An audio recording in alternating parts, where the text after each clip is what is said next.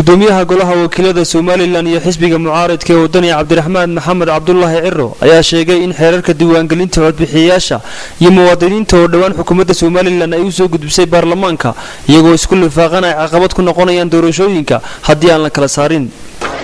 xukuumadda Soomaaliland hore xeerarka ugu soo gudbin xeerka diiwaangelinta muwaadiniinta marka xeer hore oo dhangal ah oo ka yaallay arrintaas ma jirin xeeraan jirina kaabis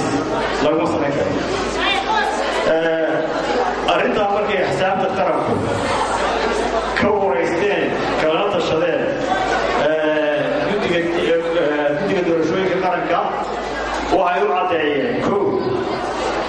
xeerka madaxweynuhu soo gudbiyey golaha wakiilada inaanu ahayn kii iyagu gudbiyeen laba xeerku sida uu yahay hadda haddii lagu ansixiyo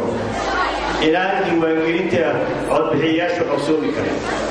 taasi waxay caqabad ku tahay qabsoomidda diiwaangelinta codbixiyayaasha waxay kaloo caqabad ku tahay qabsoomidda doorashada.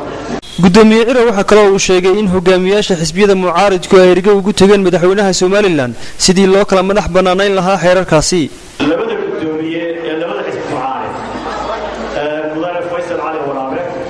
iyo anigu waxaanu si dhaqanka ahaan jirnay eriga ugu tagnay madaxweynaha Jamhuuriyadda Soomaaliland oo uu xusnay in qaranku ku heshiiyey kala madax banaanaanta labada diiwaangeliyood iyo inaanay istabrin si labaduba inoogu qabsoomaan ergadaanu u tagnay madaxweynaha inkastaanu ka codsannay in jawaab sugan aanu helno 25 bishii ka hor annagoo 23 u tagnay waayo waxay imanayay gufti ballaaran oo ka socda dalxiyaasha waxaa nagaga soo noqday ergada aanu tagnay madaxweynaha oo jawaabi ilaa hadda ma jirto. labadan xeer isku lamanaya dabeeqadii bishii hore ay xukuumadda Soomaaliland u soo gudbisay baarlamaanka si ay dood uga yeeshaan balse xisbiyada mucaaradka ayaa qaadacsan dhaqangalkooda. Khalid Xabsi, Kalsan TV, Hargeysa.